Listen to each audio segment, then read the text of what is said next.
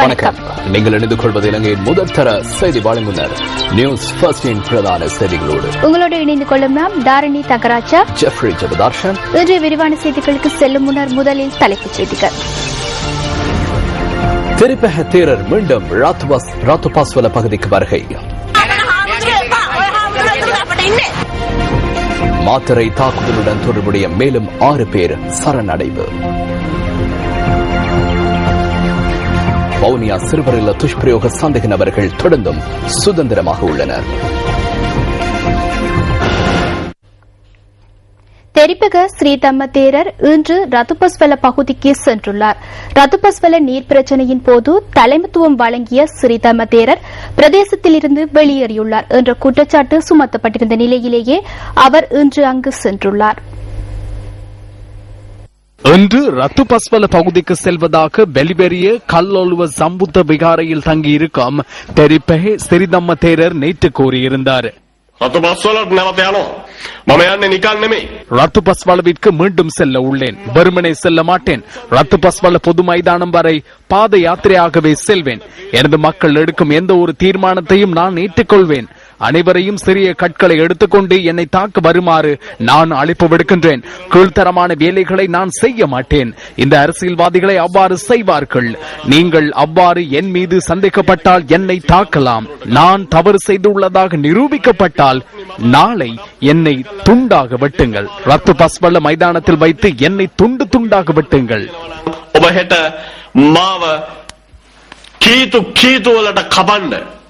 රතුපස්වල පිට්ටනිය තියාගෙන පුංචි පුංචි කෑලිවලට කෑලිවලට කපන්න.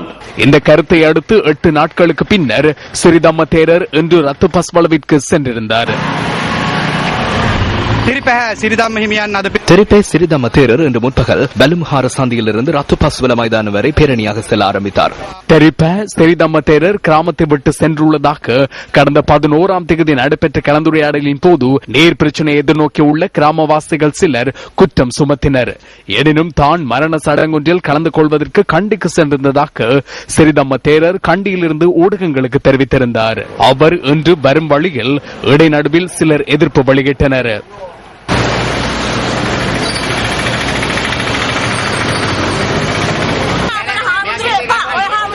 எமக்கு தேரர் வேண்டாம். அந்த தேரர் மாத்திரமா எமக்குள்ளார். வேண்டியளவு தேரர்கள் எமது கிராமத்தில் உள்ளனர்.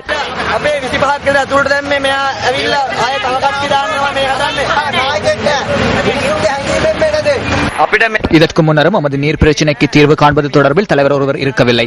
இடைநடுவில் தேரர் வந்தார். அதற்கு பின்னர் நமக்கு இடம்பெற்ற விடயங்களை பார்க்கும்போது தற்போது எவரும் தேரரை ஏற்றுக்கொள்வதில்லை. அவரை நாம் கடவுளை போன்று கவனித்தோம். ஏதாவது ஒரு அழுத்தம் காரணமாக அவர் எம்மை விட்டு விலகி சென்றார். அவ்வாறு விலகி சென்று ஒவ்வொரு விடயங்கள் தொடர்பிலும் குற்றம் சுமத்துகிறார். சிலர் இவ்வாறு எதிர்ப்பு தெரிவித்த போதிலும் தெரிப்ப ஸ்ரீதம்ம தேரர் இன்று ரத்துபஸ்வல மைதானத்திற்கு சென்று அங்குள்ள புத்தர் சிலைக்கு அருகில் வழிபாடுகளில் ஈடுபட்ட பின்னர் கலந்துரையாடலில் ஈடுபட்டார். அதன் போது ஊடகவியலாளர்கள் உள்ளிட்ட பலர் அவரிடம் கேள்வி எழுப்பினர். அமைச்சர்களை சென்று சந்தித்தீர்கள். அதே போன்று ஹோட்டல்களுக்கு சென்றீர்கள், ஹோட்டல் ஆறுகளுக்கு சென்றீர்கள். உண்மையில் என்ன நடக்கிறது? நீங்கள் அவ்வாறு சென்றீர்கள் அல்லவா? அந்த அனைத்து குற்றச்சாட்டுகளையும் நான் நிராகரிக்கிறேன். முடியுமானால் அதனை எவராவது ஒருவரினால் நிரூபித்து காட்டுமாறு கூறுங்கள். சந்திக்க சென்றதாக நீங்கள் கூறினீர்கள் அல்லவா? ஆம், அமைச்சர் சரண குணவர்தன என்னுடன் பேசினார். எனினும் எம்மால் எந்தவித தீர்மானங்களையும் எடுக்க முடியவில்லை. அடுத்த கட்டமாக என்ன செய்ய போகிறீர்கள்? எதிர்காலத்திலும் மக்களுக்காக எமது உயிரை தியாகம் செய்வதற்கான பின்புலத்தை உருவாக்குவேன். தொழிற்சாலையை மீண்டும் திறக்க இடமளிப்பீர்களா? தொழிற்சாலையை திறப்பதற்கு இடமளிப்பதா இல்லையா என்பது தொடர்பில் மக்களுடன் இணைந்தே தீர்மானம் எடுக்க வேண்டும். நீங்கள் மக்களுடன் இருப்பீர்களா? உறுதியாக இருப்பேன். அன்று மக்களுடன் தெரிப்பை ஸ்ரீதம்ம தேரர் எவ்வாறு இருந்தாரோ அதே போன்று இருப்பேன். அதன் பின்னர் தெரிப்பை ஸ்ரீதம்ம தேரர் தமது விகாரை நோக்கி புறப்பட்டு சென்றார்.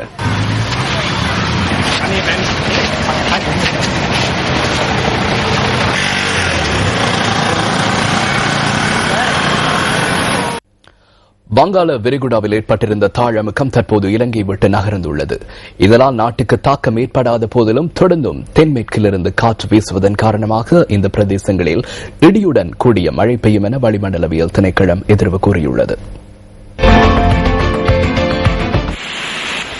வங்காள விரிகுடாவில் ஏற்பட்டிருந்த தாளமுக்க தன்மையினால் நாட்டின் பல பாகங்களிலும் மழையுடன் கூடிய காலநிலை காணப்பட்டது.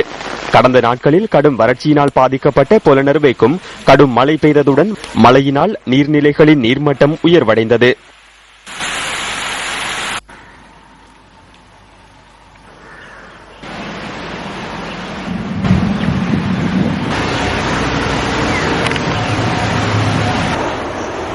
இன்று காலை 8:30 மணி வரையிலான கடந்த 24 மணித்தியாலங்களில் அதிகூடிய மழை வீழ்ச்சி 103 மில்லிமீட்டர் அம்பேபுசவில் பதிவாகியுள்ளது. அதிக மழை மற்றும் கடும் காற்று காரணமாக மரங்கள் முறிந்து வீழ்ந்ததில் வீடுகளுக்கு பாதிப்பு ஏற்பட்டுள்ளது. தேசிய நீர்வளங்கள் மற்றும் வடிகால் அமைப்பு சபையின் ககவத்தை யா எண்ணெயில் உள்ள பிரதான அலுவலகத்தின் மதில் வீடொன்றின் மீது நேற்றிரவு இடிந்து வீழ்ந்துள்ளது. இதன் காரணமாக குறித்த வீட்டில் இருந்தவர்கள் ஏற்கனவே வெளியேறியிருந்தனர். இதேவேளை குருநாகல் பொல்லத்தாப்பிட்டிய பிரதேசத்தின் வீதியில் மரம் ஒன்று முறிந்து வீழ்ந்ததில் குருநாகல் தம்புள்ளை பிரதான வீதியில் வாகன நெரிசல் ஏற்பட்டது.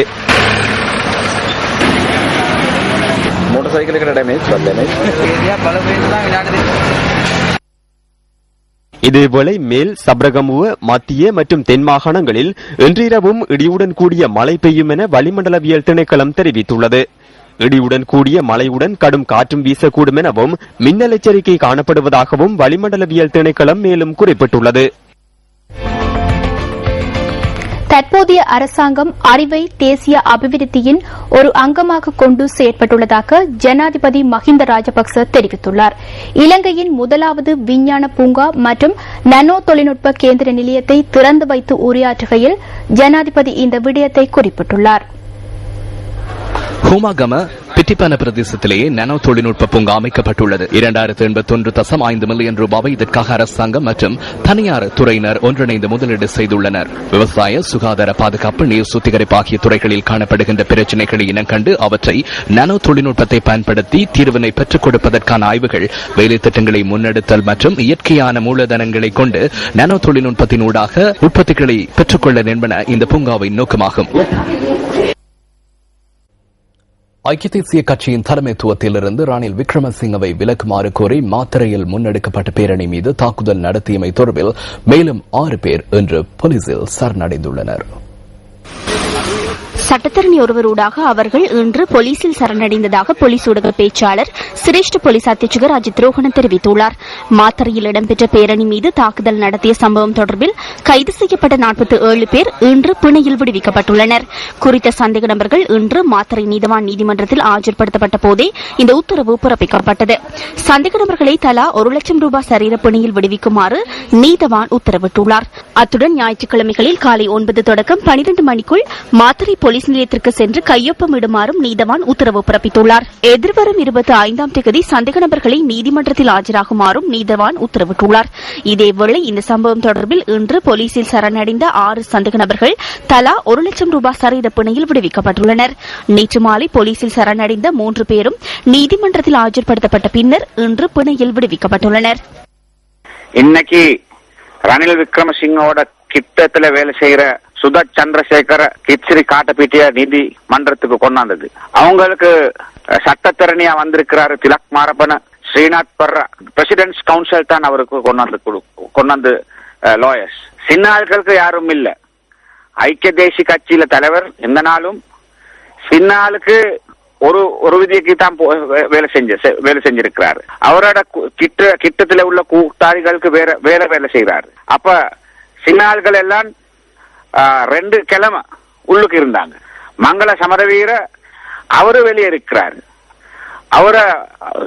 அவரு கொண்டாந்த ஆட்கள், பொய் சொல்லி கொண்டாந்த ஆட்கள் எல்லாம் 14 நாள் உள்ளுக்கு போட்டு தான் இன்னைக்கு தான் நம்மளுக்கு அவங்களுக்கு பேல் கொடுத்திருக்கு.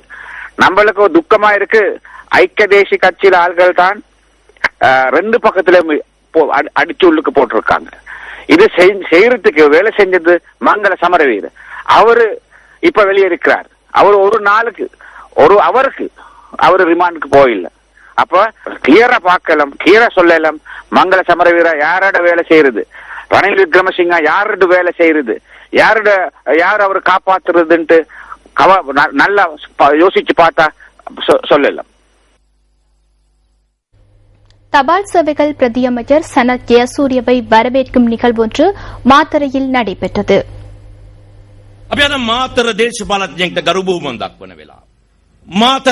இன்று மாத்தறை பகுதியில் இருக்கின்ற அரசியல்வாதிகளை மதிக்கின்றோம். மாத்தறை ஒரு சிரேஷ்ட நகரமாகும். அமைதியான முறையில் நிராயுத பாணிகளாக சென்ற பேரணி மீது தாக்குதல் மேற்கொண்டதை அடுத்து மாத்தறையின் சிரேஷ்டத்துவத்தின் முன்னால் ஒரு கேள்விக்குறி போடப்பட்டது. உங்களுக்கு வேறு ஒரு பிரச்சனை இருக்கின்றது. அந்த பிரச்சனைகளை கருவாத்தடிகளை கொண்டு தீர்க்க முடியாது. அதற்கு எம்மாலும் தீர்வு வழங்க முடியாது. ஐக்கிய தேசிய கட்சிக்கு மக்கள் பலம் ஒன்று தேவை. அதற்காக மக்களை அவர்கள் இணைத்துக் கொள்ள வேண்டும்.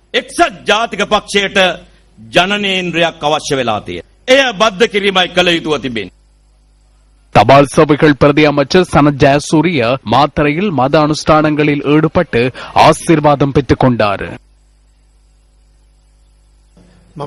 முக்கியமாக அரசியலில் ஈடுபடும் போது மக்களோடு இருக்க வேண்டும், மக்களுக்கு சேவை செய்ய வேண்டும்.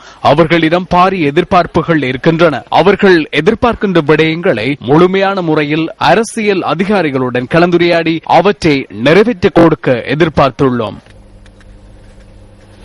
அரசியலிலிருந்து ஓய்வு பெறுமாறு மக்கள் கூறுவார்களாயின் அதற்கு தான் தயார் என ஐக்கிய தேசிய கட்சியின் பாராளுமன்ற உறுப்பினர் சாஜித் பிரேமதாச தெரிவித்தார்.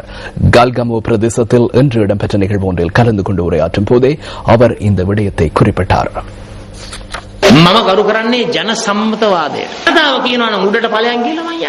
மக்கள் ஆணையை நான் மதிக்கின்றேன். என்னை உயர்ந்த நிலைக்கு செல்லுமாறு மக்கள் கூறினால் நான் அதனை ஏற்றுக்கொள்வேன். அதேபோன்று இது உனக்கு தகுதியில்லை, வீட்டிற்கு செல்லுமாறு கூறினாலும் அதற்கும் நான் தயாராகவே உள்ளேன். நாட்டில் மக்களுக்காக வரலாற்று சிறப்புமிக்க சேவைகளை ஆற்ற வேண்டும் என்பதே எமது பேராசையாக உள்ளது. பிரதமராகவோ ஜனாதிபதியாகவோ பதவி வகிக்க வேண்டும் என்ற பேராசை எனக்கு கிடையாது. இவ்வாறான எதிர்பார்ப்புடன் யாராவது ஐக்கிய தேசிய கட்சியில் கதிரையை சூடாக்கிக் கொண்டு காணப்படுவார்களாயின் கட்சியின் ஆதரவாளர்களுக்கு இந்த அநீதியை இழைக்க வேண்டாம் என்றே நான் கேட்டுக் கொள்கின்றேன். தற்போதைய ஜனநாயக விரோத அரசாங்கத்தை விரட்டி அடிக்க ஐக்கிய தேசிய கட்சியின் சிறந்த யானைகளாக வலது காலை முன்வைத்து செயற்பட வேண்டும். இதற்கான பாரிய சக்தியை கட்டியெழுப்ப வேண்டும். ஹெசினோ சூதாட்டத்தை ஆரம்பிப்பது தொடர்பிலான சட்டமூலத்திற்கு எதிராக வாக்களிக்க ஐக்கிய தேசிய கட்சி தீர்மானித்துள்ளது. கொழும்பில் இன்று நடைபெற்ற ஊடகவியலாளர் சந்திப்பில் அந்த கட்சியின் பாராளுமன்ற உறுப்பினர் ஜோசப் மைக்கேல் பெரேரா இதனை குறிப்பிட்டார்.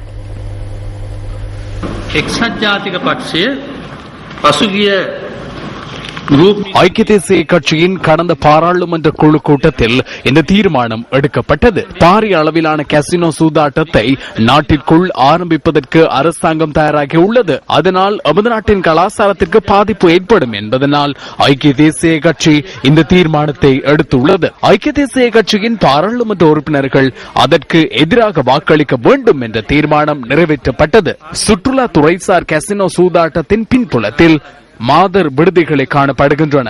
மாதர் விடுதிகளை சட்டப்பூர்வமாக்குவதற்கே இவர்கள் முயற்சி செய்கின்றனர்.